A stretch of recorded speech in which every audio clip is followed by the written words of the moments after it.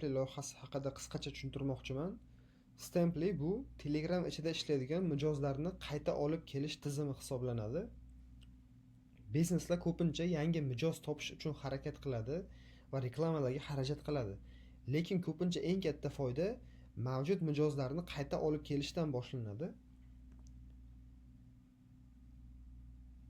Tasavvur qiling, bir mijoz sizga bir marta keldi, ya'ni yangi mijoz keldi biznesingizga va qaytib kelmadi. Endi esa boshqa bir mijoz har hafta yoki har oy qayta kelib turadi. Qaysi biri biznes uchun qimmatliroq hisoblanadi, ya'ni foydaliroq? Albatta, qayta keladigan mijoz ko'proq sizga foyda olib keladi. Stampli aynan shu muammoni hal qilish uchun yaratilgan tizim hisoblanadi. Xo'sh, Stampli qanday ishlaydi? Jarayon juda ham oddiy. Mijoz biznes tomonidan chiqarilgan QR kodni sken qiladi. Telegram botga ulanadi va shtamp yig'ishni boshlaydi. Har bir xarid uchun bittadan shtamp beriladi va shtamplar soni 10 taga yetgandan keyin shu biznes tomonidan bizneslarning o'zi beradigan bir bonus yoki sovg'asiga ega bo'ladi. Natijada mukofot olish istagi sabab mijoz yana qayta shu biznesga tashrif buyuradi. Xo'sh, misol qancha foyda olib kelish haqida bir misol keltiramiz. Oddiy oshxona misolini oladigan bo'lsak, agar oshxonaga oyiga 500 ta mijoz kelsa, o'rtacha 500 ta mijoz keladigan bo'lsa va ulardan atigi 50 tasi, ya'ni 10% bonus olish uchun qo'shimcha yana bir oy ichida har biri 10 martadan tashrif buyursa, natija juda ham sezilarli darajada bo'ladi. O'rtacha chekni 50 ming so'm deb hisoblasak, qo'shimcha savdo 25 million so'mni tashkil qiladi umumiy. Bonus xarajatlari bo'lsa 2,5 million so'm atiga. Ya'ni mijozga beriladigan bonus sovg'alarni xarajatini hisoblaydigan bo'lsak 2,5 million so'm bir oyga. Endi 25 milliondan 2,5 millionni olib tashlaydigan bo'lsak 22,5 million so'm foyda qolyapti. Ya'ni bir oyda qo'shimcha foyda bo'lyapti biznes uchun. Bu yerda eng muhim jihat faqat bu pul emas.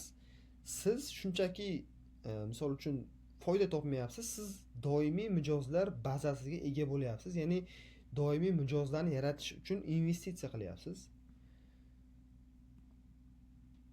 Stamplida yana bitta juda ham bir foydali tomoni bor. Bu sovg'a kuponlari hisoblanadi. Mijozlar bizneslar tomonidan yaratilgan kuponlarni sotib oladi va Telegram orqali yaqinlariga sovg'a sifatida jo'natadi.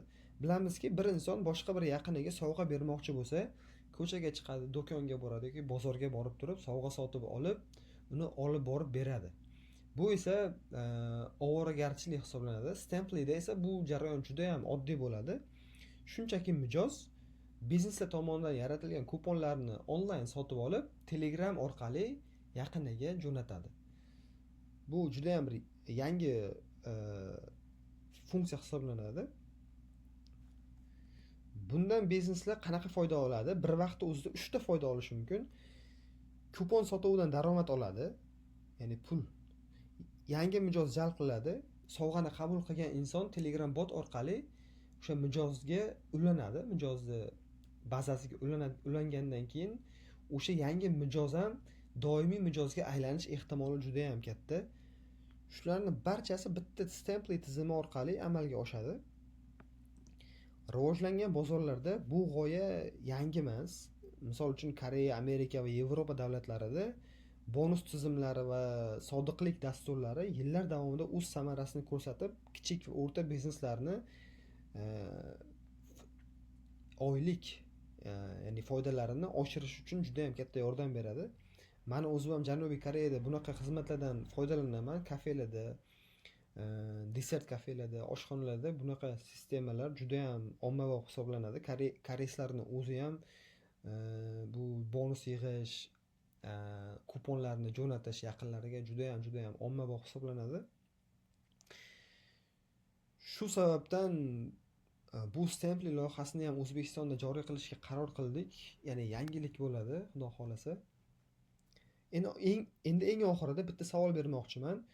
Bugungi kunda sizni biznesingizda kelgan mijoz ertaga yana qaytishi uchun qanaqa tizim ishlayapti? Agar bunaqa tizim bo'lmasa, Stampli aynan shu muammoni sizga yechim sifatida beradigan tizim hisoblanadi. Hammasi oson, Telegram ichida ishlaydi. Hech qanaqa ilovani saqlab olish, boshqa narsa umuman kerak emas. Hammasi Telegram ichida juda ham sodda qilib ishlangan. Yana qo'shimcha savollaringiz bo'lsa, mamnuniyat bilan javob beramiz. Aloqaga chiqishingiz mumkin. Doimo 24 ga 7 aloqadamiz.